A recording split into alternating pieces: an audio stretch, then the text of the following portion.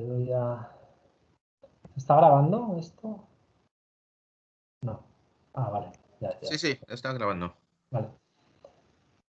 Bueno, vamos a aquí compartir.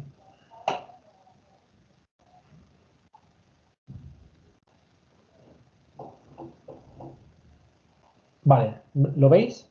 ¿Veis la pantalla? Sí. Vale. Bueno, voy a continuar con lo que sería la representación de la unidad de acupuntura neural, ¿vale? Y cómo nosotros, cuando colocamos la aguja en el punto de acupuntura, vemos cómo ya la aguja ha atravesado las diferentes partes de la piel, de la epidermis, de la dermis, de la parte del tejido subjuntivo. Y vemos aquí en esta representación los diferentes neurotransmisores a qué nivel se colocan cada uno, ¿no? Entonces, las terminaciones nerviosas, la parte más superficial, con los terminales de Merkel y de Meissner también, los corpúsculos de Ruffini un poquito más abajo, los corpúsculos de Pacini un poquito más abajo, ¿vale? Y, bueno, los de Krauss no me los han puesto aquí. Solo quería deciros una regla mnemotécnica con respecto a eso. Quedaos con que los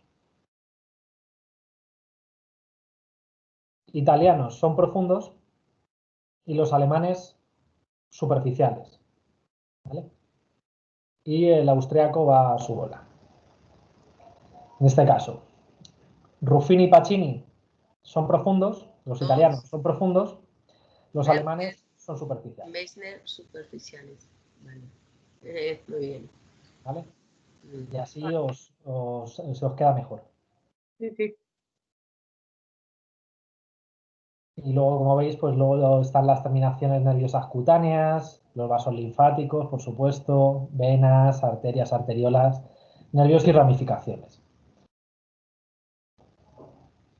Porque hay, como os he dicho, luego ahora lo veremos cómo la acupuntura trabaja a varios niveles. Y los canales, también se puede identificar los canales de acupuntura como algo más, se le puede poner más cara, digamos, algo más físico. Porque siempre ha habido el problema de que los canales de acupuntura siempre se le había achacado a la acupuntura como que no tenía una estructura anatómica que soportase los canales, ¿no? Que parecía como que era algo etéreo, parecía como que era la energía que corría ahí, pues eso, como se tiene un concepto de energía, ¿no? Como muy vago, muy difuso, cuando en realidad los canales existen, ¿vale? Cuando están ahí y ya se ha demostrado que están ahí. Lo que pasa es que la ciencia pues va avanzando a su ritmo y probablemente con el tiempo más adelante eh, consigan demostrar muchas otras cosas. Es decir, en su momento los canales pues no se veía y ahora pues en el microscopio con láser endofocal pues sí que se ven, precisamente porque se descubrió a través del intersticio que ahí estaba. Bueno, voy a continuar con lo que me queda de la parte de neurología, ¿vale? Me voy a meter, sigo con la parte del sistema nervioso periférico, los tipos de sensibilidad. Esta imagen me gusta mucho ponerla, que es, si la conocéis, es el homúnculo de Penfield, ¿vale? ¿Y qué pasa con el homúnculo de Penfield? Pues que si os dais cuenta, para que veáis cómo eran los antiguos chinos, si sabéis los puntos Su antiguos, ya los habéis visto, los puntos fuego, los puntos, lo que hemos hablado al principio, los puntos pozo, los puntos mar, los puntos Su arroyo, los puntos río.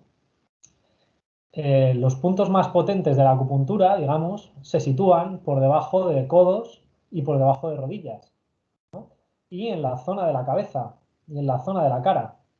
Y si nosotros nos vamos a la neurología, nos vamos a la representación en la corteza sensorial, vemos que efectivamente tenemos una mayor representación de la zona de la mano, ¿vale? A nivel de la corteza, una mayor representación de la zona del pie a nivel de la corteza, de la zona de la cara.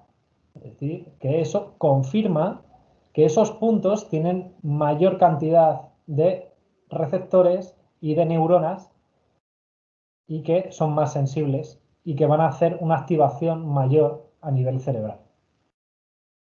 ¿Vale?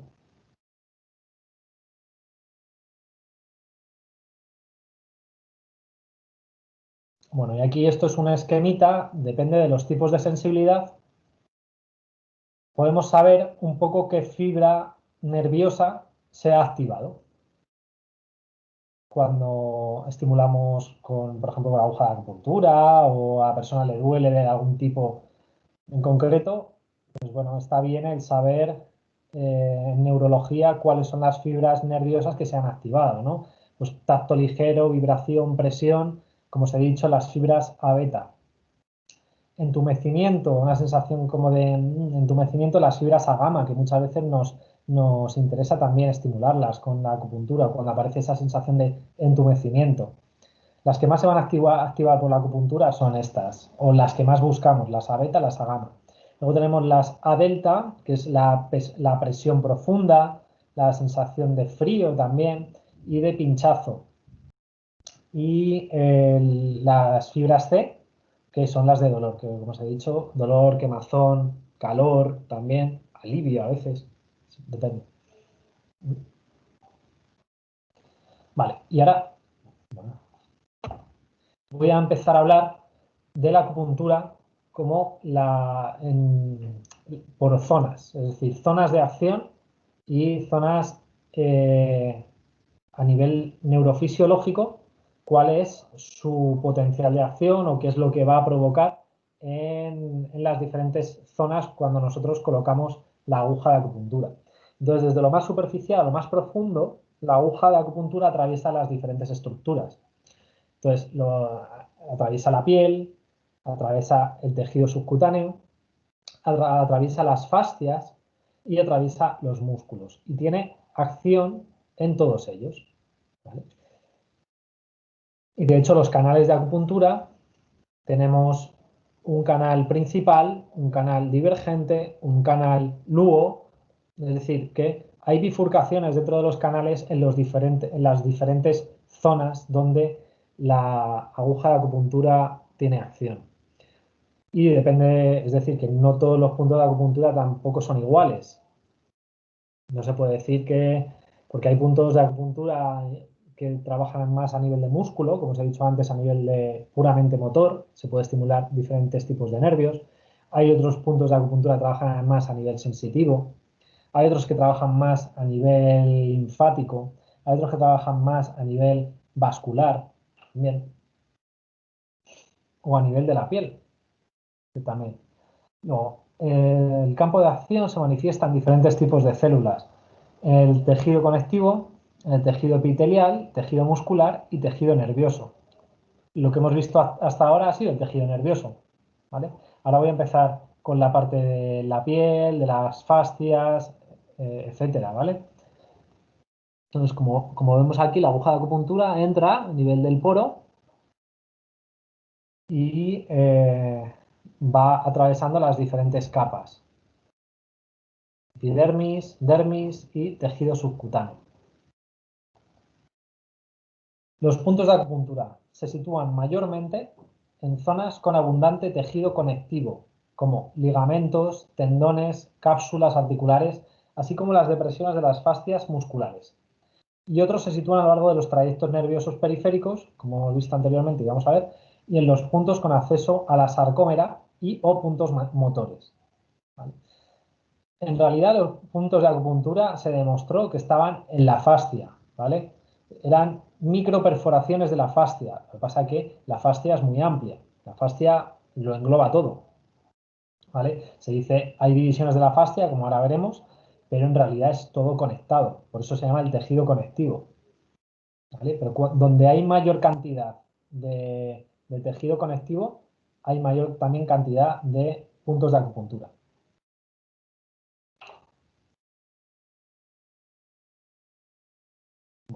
Y ahora os voy a introducir lo que ya os he dicho antes del concepto de microlesión, ¿vale? Por acupuntura.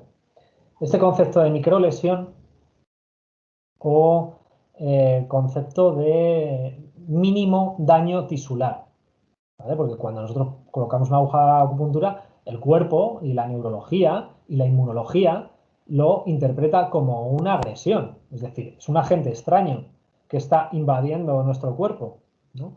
Entonces, esto lo que hace es que activa las células inmunológicas. A ti te pinchan y te pones alerta, ¿no?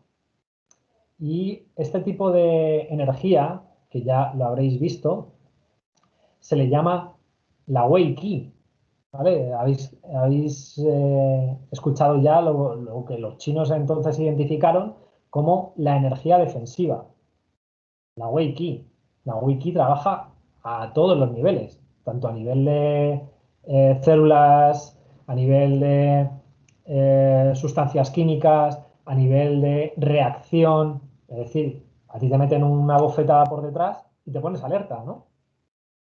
Y si no te pones alerta es porque tienes la Wei Qi mal, la tienes alterada, te pueden dar otra. Entonces, trabaja a todos los niveles, desde la parte más física a la parte más mental, ¿vale? La Wei Qi, me refiero.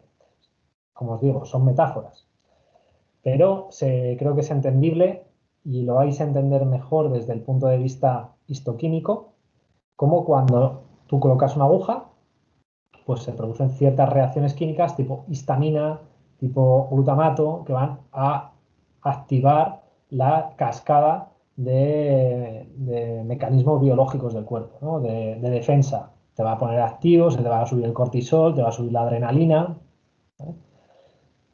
Va a activarse el sistema simpático. Entonces, en primer lugar, activa, o sea, cuando se colocan una aguja de acupuntura, ¿no?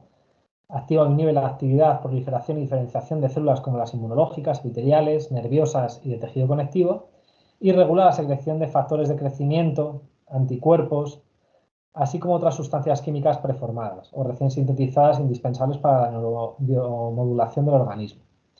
Pues dentro de esa microlesión se produce la liberación de los mediadores de la inflamación en sustancias químicas preformadas o sustancias químicas que se sintetizan en ese momento. ¿Cuáles son las sustancias químicas preformadas? No, perdón, recién sintetizadas y que se liberan en una microlesión inducida por acupuntura. Lo que os hablaba antes de la sopa inflamatoria, ¿vale? Aquí hay algunos, pero hay más. Tenemos las prostaglandinas, ¿vale? Que son esa sustancia derivada del ácido araquidónico, ¿vale? Que está mediada por la COX-1 y la COX-2, ciclooxigenasa y demás. Y la fuente son los leucocitos, las plaquetas y las células epiteliales. Y el efecto que hacen las prostaglandinas, estimulan los receptores de dolor, ¿vale? Le dan la orden a los receptores de dolor que se activen. Recordamos por dónde iban los receptores de dolor en la médula espinal, por el tracto espinotalámico lateral y anterior, ¿vale? Modo de recuerdo. Otra sustancia que se secreta, el óxido nítrico, ¿vale? Fuente, teoría era, bueno, desconocida, pero, o sea, es decir, su localización es extensa en todo el cuerpo, pero sobre todo a nivel de las células epiteliales, fibras nerviosas y los macrófagos. El efecto vasodilatador y citotóxico. Otro tipo de sustancia que se produce por la microlesión de acupuntura es la citoquina o citocina, también llamada. Su fuente son los linfocitos y también los macrófagos. Modulan la inflamación en esas citocinas anti y proinflamatorias, tanto si van a inflamar o a mediar en ella, la proliferación celular, la quimiotaxis, activación de neutrófilos y secreción de inmunoglobulinas. La IG1, o sea, perdón, sí, perdón. No, perdón, estaba hablando de interleuquinas. Las inmunoglobulinas. Inmunoglobulina G, la A. Luego tenemos la bradicinina como sustancia que sus fuentes son las células epiteliales también y van a provocar un efecto vasodilatador. La bradicinina, que es un tipo de cinina. Luego tenemos la sustancia P, de la que ya os he hablado antes, que está presente en los procesos dolorosos, que es un péptido y que se genera en las células epiteliales y fibras nerviosas también, cuando hay algún tipo de dolor. Siempre está presente la sustancia P en cualquier tipo de dolor. Y lo que hace es que estimula los nociceptores, ¿vale? Va asociado siempre y suele provocar vasodilatación. Luego tenemos el gen encargado de la calcitonina, el receptor de la calcitonina, el CGRP, péptido también, y que se secreta a nivel de las fibras nerviosas y también es vasodilatador, otra de las sustancias que tenemos ahí más. Luego también, aparte, tenemos leucotrienos, tenemos otro tipo de neurotransmisores, tenemos también el factor de crecimiento nervioso y otro tipo de opioides que también se secretan dentro de lo que sería esta sopa inflamatoria.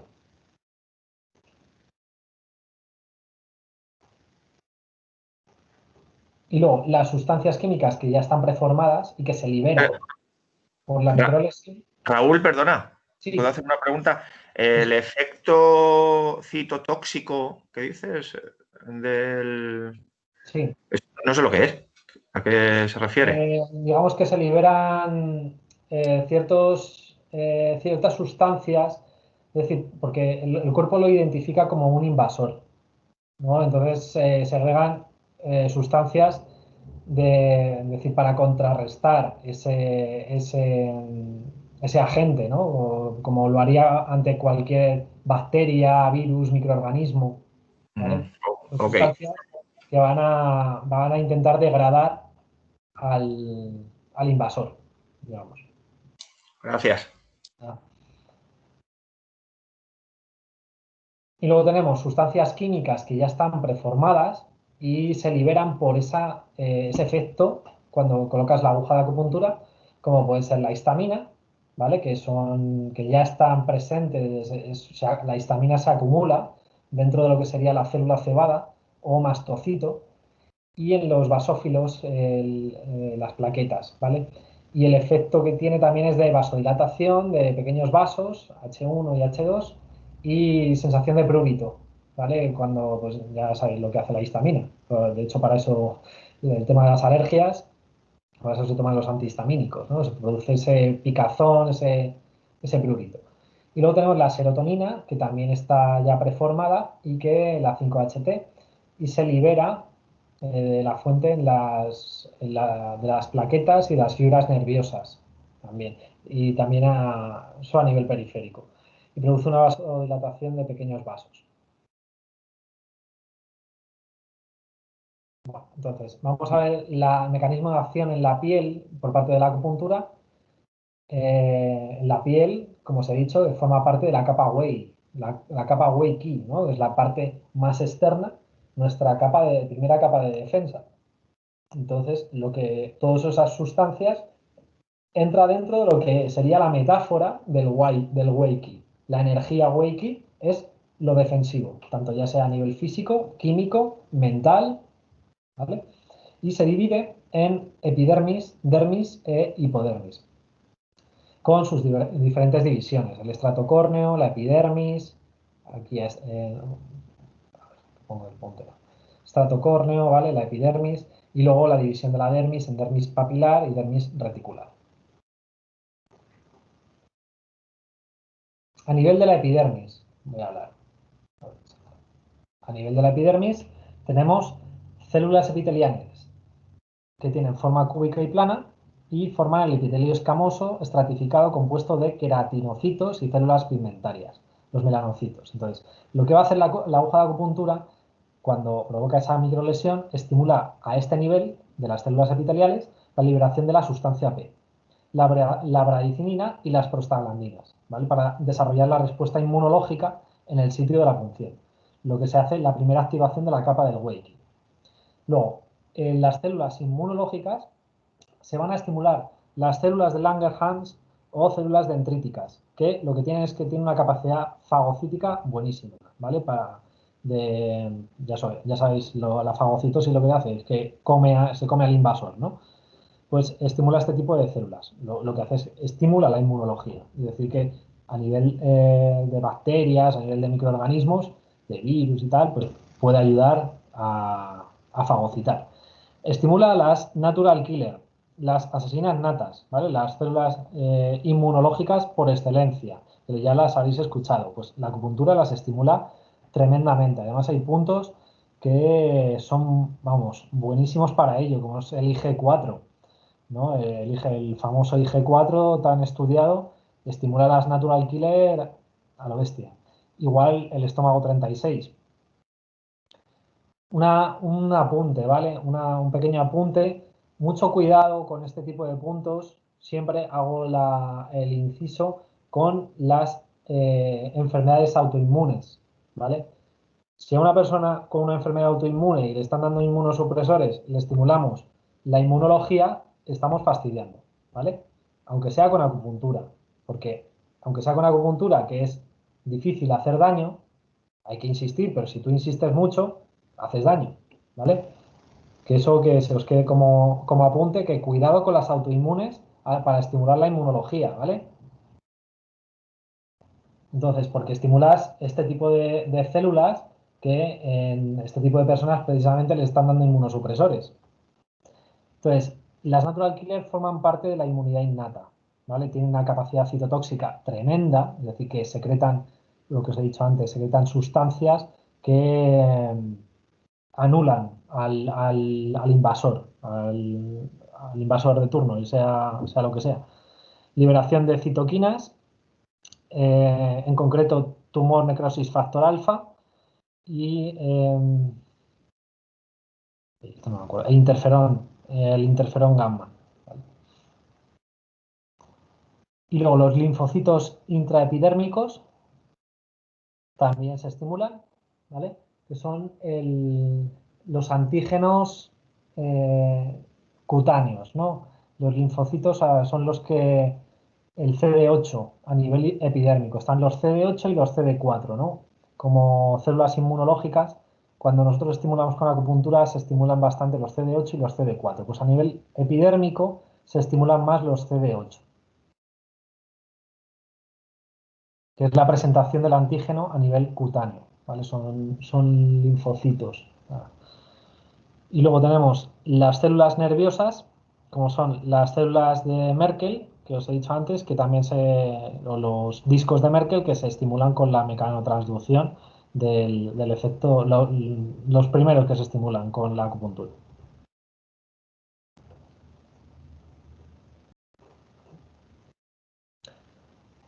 Aquí tenemos el esquema. Cuando colocamos la aguja de acupuntura, vemos eso, pues las células epiteliales, las natural killer, los linfocitos T, las células de Langerhans, que os he dicho, y estimulación de los terminales nerviosos libres, células de Merkel, células dendríticas y monocitos también. Pues estas células de la epidermis responden cuando directamente solo por el hecho de poner la aguja de acupuntura, ¿vale? Y se ha demostrado que, de hecho, pues eso, que estimulan mucho las células natural killer y lo que os he dicho antes de las células como los linfocitos T y las células de Langerhans. Por eso la efectividad también y el uso en los tiempos que vivimos ahora de pandemia y demás de ayudar al sistema inmune a través de la acupuntura para la pandemia que estamos viviendo, precisamente porque estimulan los linfocitos T, ¿vale? Y estimulan esas células natural killer que pueden aumentar o mantener nuestra inmunología alerta para todos esos invasores.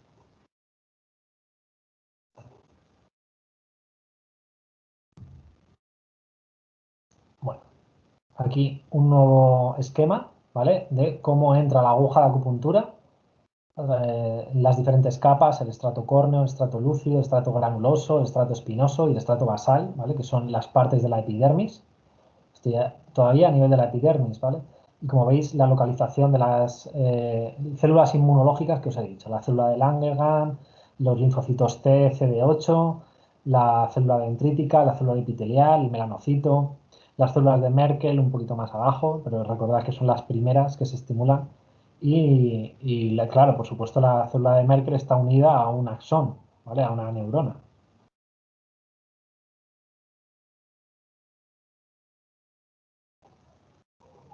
Bueno, entonces, vemos aquí la producción y liberación de mediadores lipídicos, lo que os he dicho antes, las prostaglandinas, los leucotrienos, el factor activador de plaquetas, producción y liberación de citoquinas, quimiocinas, factores de crecimiento nervioso y angiogénicos, y liberación de mediadores preformados, como os he dicho antes, por la histamina, heparina, proteasas, triptasas, tumor necrosis factor alfa, péptidos antimicrobiales, condroitin sulfato.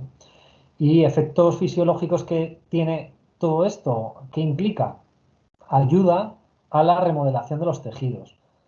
Incremento de la permeabilidad vascular. Como habéis visto, muchas de las sustancias son vasodilatadoras, como el óxido nítrico. La degradación de mediadores endógenos tóxicos. Reclutamiento y activación de monocitos y macrófagos. ¿Vale? Migración y activación de células dendríticas, reclutamiento y activación de las células T, CD8, CD4, reclutamiento y activación de neutrófilos, basófilos, eosinófilos, ¿vale? Que van a activar la inmunidad innata, fagocitosis y actividad antimicrobial, microviral y efectos sobre células epiteliales, proteínas de unión estrecha. ¿Vale? Ahora, continúo.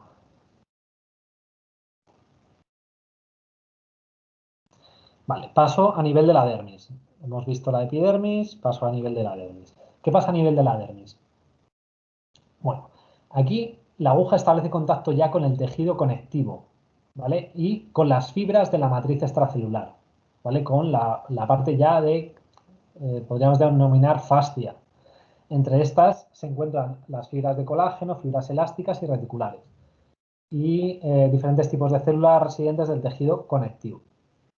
Entonces, la dermis se divide en dos capas.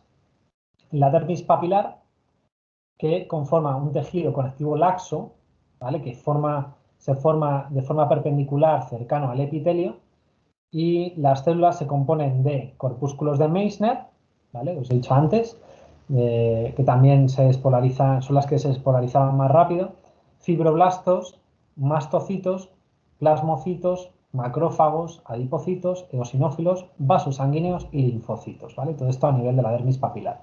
Y a nivel de la dermis reticular, ya el tejido es conectivo, denso y regular y forma compacta. Las fibras de la dermis participan en el fenómeno de atrapamiento de la aguja. Es decir, nosotros cuando giramos la aguja, aquí es cuando se queda atrapada, ¿vale? Y se queda enrollada sobre su propio eje, ¿vale? Y sobre esto hizo un trabajo muy bueno la doctora Helen Langevin en Harvard, que fue profesora de Harvard, y bueno, es doctora allí, y presentó un trabajo buenísimo de cómo las fibras conectivas se quedaban enrolladas alrededor de la aguja. Luego os pondré una imagen de su estudio, muy, muy, muy interesante. Bueno, entonces, a nivel de la dermis papilar, como os he dicho, los fibroblastos.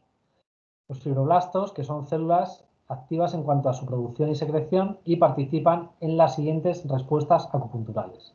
¿Vale? Tienen un papel fundamental en la curación de heridas, ¿vale? Para la regeneración de los tejidos, como os he dicho, sintetizan fibras de colágeno reticulares elásticas y glucosaminoglucanos y participan en el fenómeno de atrapamiento de la aguja también, a nivel de la dermis papilar, y las fibras de la matriz extracelular. Regula el volumen extracelular y participan en el control del edema durante la inflamación. Ayudan al drenaje. Como veis aquí los fibroblastos. que en función de la tensión mecánica que tengan, se puede llamar ya fibroblastos o fibroblasto diferenciado o miofibroblasto en función de la zona y de la actina o fibronectina que posean cada uno, ¿vale? Y depende de la tensión de cada uno. Por eso de ahí la diferente dureza de los tejidos. Luego tenemos a nivel de la dermis papilar también los mastocitos, que son las células cebadas, que os he dicho antes, que son los que acumulaban histamina, acumulan heparina, factores quimiotáticos, mediadores lipídicos, ¿vale? ¿Y qué van a hacer en la respuesta acupuntural los mastocitos? Pues la quimiotransducción, ¿vale? Van a soltar este tipo de sustancias, histamina, heparina, van a influir sobre la remodelación y reparación de las heridas, activación de las líneas de defensa inmunológica, incremento del flujo sanguíneo y liberación de las sustancias vasodilatadoras, migración y activación de las células dendríticas y reclutamiento y activación de los monocitos y macrófagos. Y la degradación de mediadores endógenos tóxicos. Todo esto, las células cebadas. Y por último, a nivel de la dermis papilar, tenemos los macrófagos, ¿vale? De los que hemos hablado antes. Los macrófagos tienen la función de fagocitar cuerpos extraños, son células defensivas, ¿vale? Y van comiendo. Y tienen capacidad de quimiotaxis, ¿vale? También de degradar a aquellos tóxicos, aquellos invasores. Y presentan antígenos a los linfocitos T colaboradores para activar la inmunidad innata. Ayudan también a la reparación de tejidos y producen factores indispensables en la coagulación, como la trombomodulina, el factor tisular, factor 7, factor 8 e inhibidor de la activación del activador del plasminógeno y la proteína C. ¿Vale? Dependiendo de dónde se encuentren estos macrófagos se le van a llamar de una forma u otra. ¿Vale? Por ejemplo, a nivel del hueso, lo vamos a llamar osteoclastos. A nivel del sistema nervioso central, lo vamos a llamar microglía. A nivel del hígado, los vamos a llamar células de Kupffer. A nivel de tejido conjuntivo, lo vamos a llamar histiocitos. A nivel del pulmón, van a ser los macrófagos alveolares. A nivel del riñón, van a ser las células mesangiales intraglomerulares. ¿Vale? O sea que dependiendo de cada zona donde se ubiquen, se van a llamar de una forma u otra. Los que más conocéis seguro son los osteoclastos. Vale. Entonces, estos macrófagos participan en la respuesta acupuntural, en la quimiotransducción, en la inflamación en el sitio de punción, como respuesta a sustancias proinflamatorias, por ejemplo, la histamina, la activación de linfocitos, incrementan la actividad coagulante del endotelio vascular, luego tienen los efectos citotóxicos antitumorales, la modulación de la proliferación celular y la modulación de la degradación tisular, ¿vale? No os quiero meter demasiada caña con esto, que sé que es mucha teoría. Pero bueno, aquí os lo dejo para que os lo estudiéis, echéis un ojo, que a mí me parece muy importante de saber los efectos que tiene la acupuntura y luego que le da ese valor, esa validez científica, que no estamos hablando ya solo en terminología de medicina china. Es decir, que la ciencia avanza y esto también avanza. Y como veis, pues proliferación, inflamación, producción de interleuquina 6, los 4 fantásticos están aquí. La interleuquina 6, el tumor necrosis factor alfa, la interleuquina 1, los factores del complemento y los factores de coagulación. Eso es lo que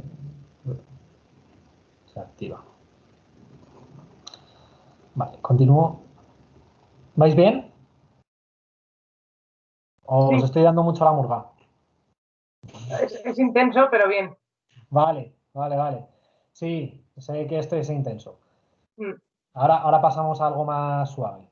En cuanto pase la parte de la dermis y todo el tema de células y demás, pero es que lo tenía que explicar. Obvio. Luego tenemos a nivel de la dermis reticular, hemos pasado a la dermis papilar. Hemos visto esos tres tipos de células que se activan por el mecanismo de la acupuntura, ¿vale? Entonces, a nivel de la dermis papilar, o sea, reticular, también se activan otro tipo de generación de señales químicas, reclutamiento de células de la primera línea de defensa, reflejo del axón, muy importante, a nivel nervioso, y deformación de la matriz extracelular y mecanotransducción, lo que os he dicho antes, de los neuroreceptores, en el que los fibroblastos asumen el papel. Bueno, la acupuntura, siguiente nivel. Hemos pasado ya la epidermis, la dermis y pasamos a mecanismo de acción en tejido subcutáneo, ¿vale? Entonces, a nivel de tejido subcutáneo, llegamos a lo que es la fascia superficial. Aquí es donde se dice que están ubicados los puntos de acupuntura. En la fascia superficial, ¿vale? Microperforaciones en la fascia superficial es lo que dijeron en la Universidad de Viena, en la Facultad de Histología, ¿vale? Entonces, está formada por adipocitos, fibroblastos y macrófagos, también. Contiene numerosos vasos sanguíneos, troncos nerviosos y terminales nerviosos, ¿vale? O sea, muchos de los puntos de acupuntura están conectados directamente a los troncos nerviosos. Fascia superficial, como veis, el músculo, la piel y el tejido adiposo subcutáneo. Entonces, el tejido subcutáneo participa en las siguientes respuestas acupunturales. En el reforzamiento, en el reclutamiento de las células inmunológicas, en la quimiotransducción, ¿vale? Por los receptores nerviosos, los neuroreceptores, en el fenómeno de atrapamiento y mecanotransducción a través de los fibroblastos y la biomodulación de la síntesis de colágeno y respuesta inflamatoria. Y paso a explicar la fascia. Tranquilos que, a ver qué hora es, cómo vamos, porque... Vale, vamos bien. La fascia, ¿vale? La famosa fascia que se compone de colágeno, líquido extracelular, fibrina, elastina, ¿vale? Aquí la clasificamos, digamos, en superficial y profunda, pero como os he dicho, la fascia es una, ¿vale? No comunica desde la parte más externa a la parte interna de la célula. Entonces, digamos que es una continuidad de tejido, ¿vale? Y es lo que le da sentido a nuestra profesión como acupuntores, porque es a través de la fascia donde se producen, todas las reacciones y lo que sustenta el complejo entramado de canales, ¿no? Lo que descubrieron en hace un par de años, en el 2018, hace ya 3, el intersticio, ¿vale? El sistema intersticial, que es un sistema de canales en el que la fascia, que antes se creía anárquica, se ve que tiene una canalización del líquido intersticial.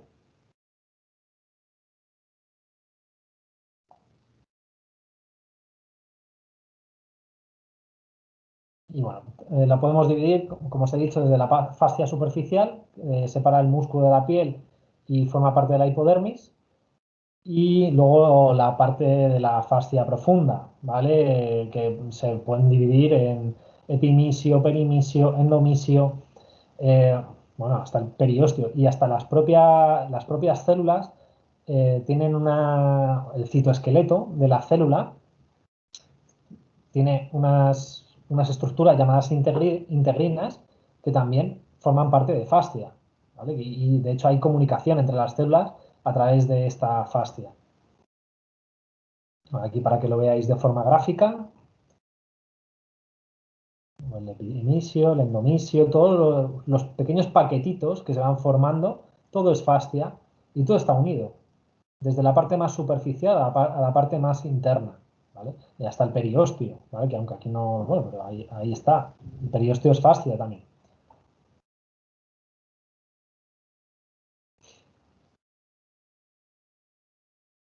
Otro esquema de lo que sería la fascia superficial, profunda. Hay a lo mejor autores que lo dividen también en 3. Fascia superficial, media, profunda, pero bueno.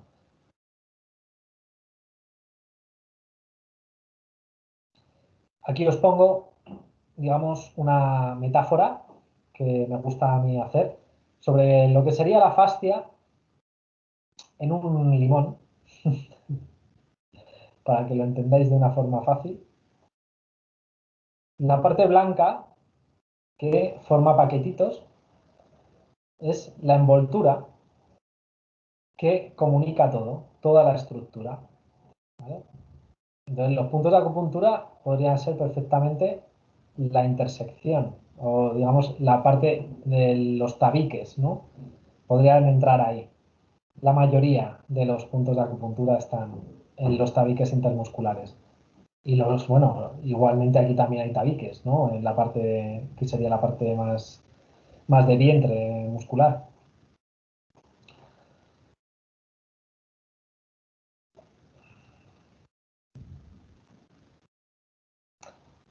Aquí os pongo este muñequito para que veáis el concepto de tensegridad, ¿vale? A mí me gusta mucho explicar cómo gracias a esta fascia todo está conectado y todo está en equilibrio, pero compensado para que nosotros nos podamos mover, para que nuestras cadenas musculares y nuestras estructuras orgánicas estén en su sitio, ¿vale? Y de una forma armónica.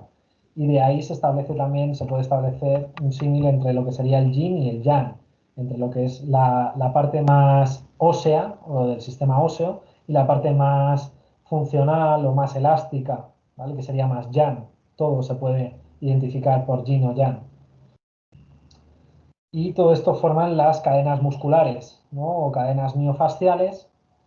De hecho, este modelo es del Gaudelin Dennis Struve, que es un autor que trabaja con las cadenas musculares y cómo las cadenas musculares eh,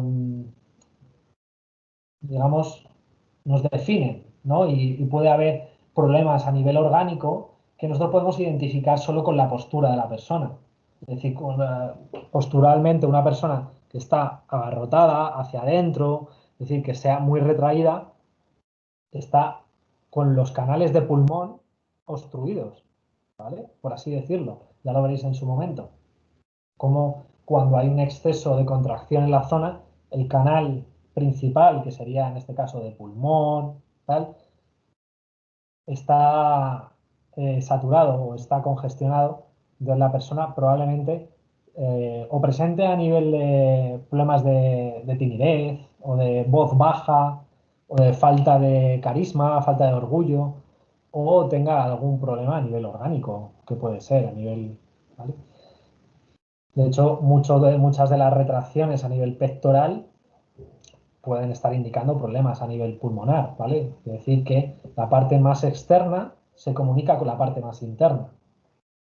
Estamos hechos a capas, como las capas de una cebolla.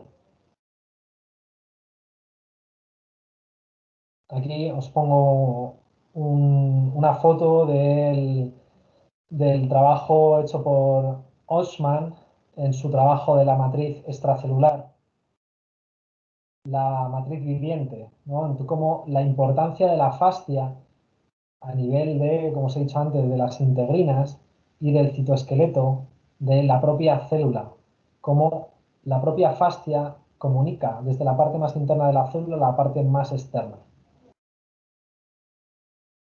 Y todo eso conforma un sistema también que se puede identificar en los 5 elementos como un sistema en equilibrio.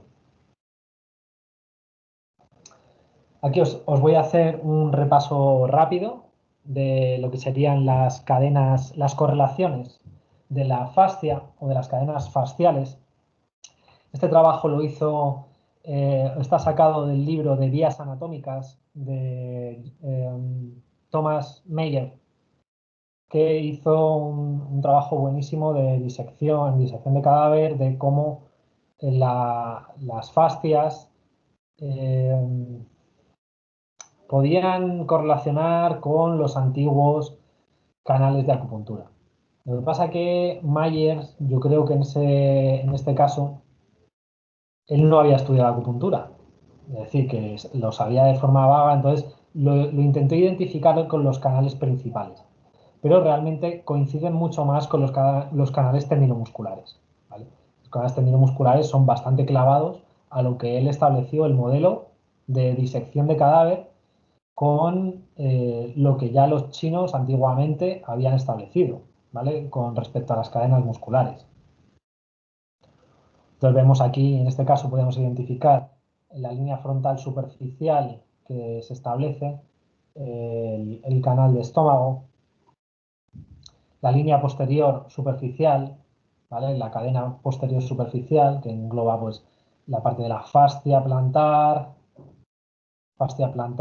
tendón de Aquiles, ¿vale? Toda la zona de los gemelos, isquiotibiales, zona de la fascia lumbar, parte más interna de la columna, hasta la parte de la frente, se establecería como una correlación con el canal de vejiga, ¿vale? De hecho, de ahí esa importancia de la fascia y de la acupuntura. Cuando hacemos tracciones desde la parte más inferior, nosotros podemos aliviar dolores del cuello desde los puntos de acupuntura de la vejiga, ¿vale? Por ejemplo, este punto, vejiga 57, muy bueno para aliviar tensiones en todo lo que son los trapecios, nuca, zona dolor de la frente, por ejemplo.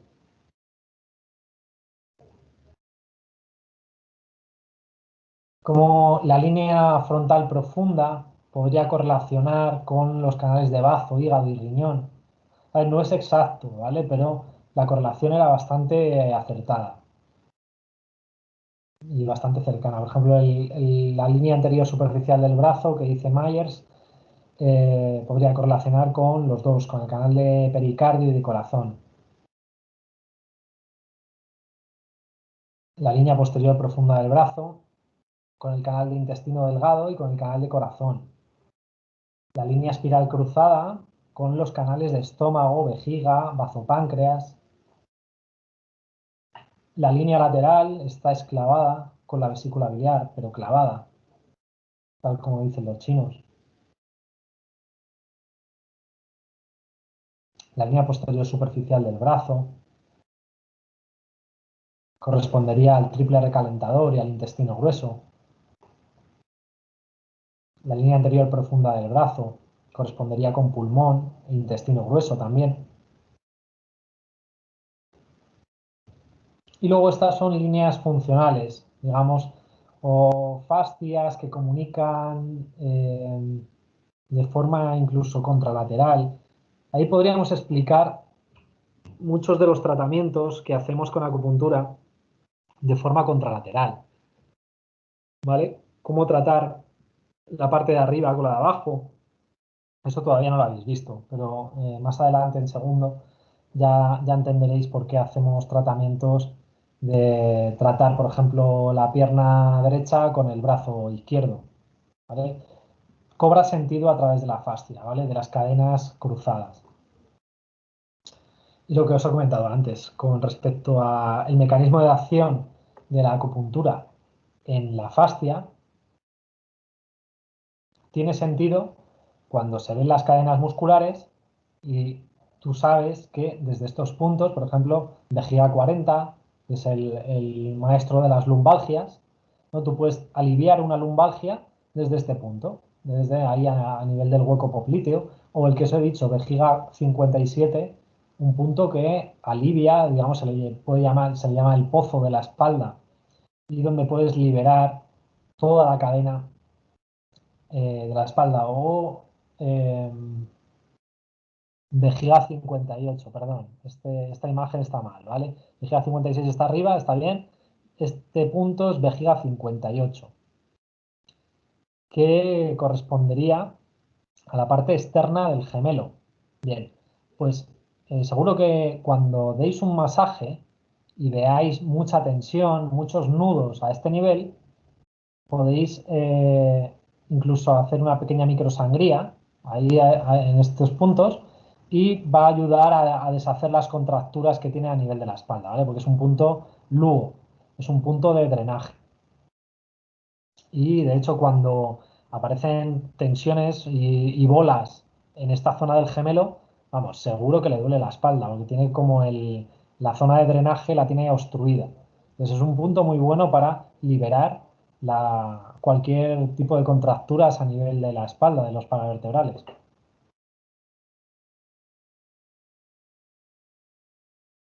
Bueno, la acupuntura en los planos intermusculares. Hemos visto la fascia, ¿no?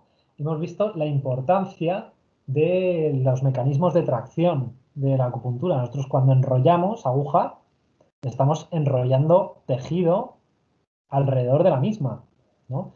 Y muchos de los puntos que os he dicho, o sea, muchos de los puntos que estudiamos de la acupuntura, están ubicados en los tabiques intermusculares, ¿vale? Que es donde hay una gran cantidad de receptores nerviosos y hay una gran cantidad de sustancias, de líquido extracelular y demás.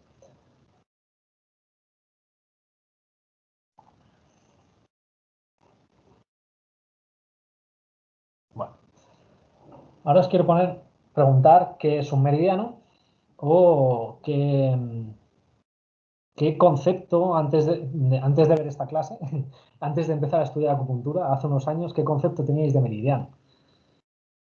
Concepto de meridiano como algo energético, como os he dicho antes, como algo etéreo, como por aquí circula la energía, por aquí circula el chi. Raúl, ¿te importa que te haga una pregunta antes de entrar en este tema, que es sobre las fascias y tejido conectivo? Sí, claro. Dime. Hola, ¿qué tal? Soy Lola. Hola. Mira, has mencionado varias veces a lo largo de la explicación de hoy un estudio del tejido del intersticio, y ese estudio es que no entiendo bien si el estudio es que descubren el intersticio o que descubren el intersticio en relación a la medicina china, o no sé, es que lo has mencionado varias veces, pero de forma vaga y no termino de... Y no sé si además nos podías pasar ese estudio. Pues Lola, justo has dado en la diapositiva correcta. Vaya. Porque justo es esta diapositiva, donde lo iba a explicar. Vale, perfecto, pues nada, fenomenal, gracias. Perfecto. O sea, me encanta la pregunta porque has dado en el clavo. Has acertado. Pues mira, ¿qué es un meridiano? ¿Vale? Esta es la pregunta. ¿Es algo energético? Esto es como los meridiano de Greenwich, que pasa por ahí, es una línea imaginaria que me tengo que explicar y demás. ¿O es algo más físico? Bueno, este es el modelo que presentó la doctora Helen Langevin, ¿vale? Con respecto a su estudio de la fascia y del mecanismo de acción de la acupuntura, como al colocar la aguja en los tabiques intermusculares se enredaban alrededor de la aguja y producían una mecanotransducción en base a toda esa cadena y activaba los receptores, ¿vale? Los receptores cutáneos de los que os he hablado antes, los neuroreceptores, entonces activa una sensación eléctrica, ¿no? En todo el canal, ¿no? A nivel nervioso. Entonces, este es el parte del estudio, la imagen del estudio de la doctora Langevin, cómo depende de las vueltas que se va dando a la aguja, cómo la fascia se va enrollando cuando le da una vuelta, 2 vueltas, 3 vueltas, 4, 5, 6. Esto es todo el tejido conectivo que se va quedando enrollado alrededor de la aguja, ¿vale? Para que lo veáis a nivel visual. Y esta es la imagen que salió en los periódicos de cuando habían descubierto el intersticio. ¿Vale? Lo que os acabamos de comentar, en el año 2018, esto fue de casualidad. Esto no fue en base de la medicina china. Esto fue en base a una operación que estaban haciendo el doctor Neil Dace en Estados Unidos con su equipo. Lo que hacían es que estaban investigando un hombre que tenía un cáncer de páncreas. Perdón, tenía un tumor en las vías biliares, no en el páncreas. Tenía un tumor en las vías biliares. Y lo que hicieron fue inyectar un contraste y desarrollaron a través de un microscopio nuevo, es decir, es una técnica nueva que se llama microscopía por láser endofocal. Entonces, inyectaron el contraste y vieron, o sea, gracias a este método, podían ver en vivo por dónde circulaba ese contraste, ¿vale? Entonces, ¿qué pasó? Que empezaron a ver que el contraste empezó a drenar por zonas que no se esperaban. Entonces dijeron, uy, ¿y esto? Entonces empezaron a ver cómo empezaba a drenar por ciertos canales o ciertas estructuras que no se había descubierto hasta ese momento o no se había fijado. ¿Y por qué no se habían fijado? Porque a la hora de hacer el estudio, de cuando hacen cortes histológicos y analizan los tejidos, el colágeno, las fibras de colágeno, ¿vale? Del intersticio, lo que hace es que colapsa como un edificio. Es decir, tú coges una parte de tejido y ese colágeno, esos fibroblastos, lo que hacen es que colapsan. Entonces, ellos al microscopio lo veían como un plano en 2D, pero no lo estaban viendo en 3 dimensiones. Entonces, con esta nueva técnica de esta microscopía por láser endofocal, veían en vivo y en 3 dimensiones por dónde se drenaba el fluido. Entonces, descubrieron en ese momento el intersticio. Y apareció en los periódicos como se ha descubierto un nuevo órgano en el cuerpo humano. Se llama intersticio. Y lo que hace es que canaliza buena parte del líquido extracelular, que antiguamente se creía que estaba de forma anárquica, ahí en la fascia, es decir, donde se nutrían las células, pero no se había identificado como una canalización. Entonces, en ese momento, los que ya habíamos estudiado acupuntura y durante años nos habían dicho el tema de los canales de acupuntura que estaban ahí, los chinos, dijimos, pues sí, claro, pues acaban de encontrar los canales de acupuntura. En ese momento nos dimos cuenta de que sí que hay una estructura anatómica que soporta a los canales de acupuntura. Y ya no solo eso, porque este hombre lo demostró con una tecnología novedosa, pero en los años 70, Kim Bong-han hizo varios estudios y desarrolló lo que se llamaba el sistema primovascular, ¿vale? Que era una red de túbulos y canales que conectaban y que comunicaban con los vasos sanguíneos. Lo que pasa es que el trabajo de Kim Bong-han no fue validado por la comunidad científica. Es decir, que dijeron que había hecho trampas, que tal. Al fin y al cabo, al final se ha demostrado su trabajo, ¿vale? Y esto fue en los años 70. Lo podéis investigar, bueno, de hecho podemos pasar material sobre ello, sobre el trabajo también de Kim Bong-han, coreano, pero en el año 2018 ya directamente se descubrió el intersticio. Entonces, es la estructura que soporta perfectamente a los canales de acupuntura. Entonces, los que ya habíamos estudiado acupuntura ya dijimos, pues ya está, ahí lo tenemos. Entonces, este intersticio podríamos identificarlo como esa red de canales, esa red canalar. ¿Se explica? ¿Bien? ¿Lo entendéis? Sí. Bien. Sí. ¿Cómo vamos de tiempo? A ver.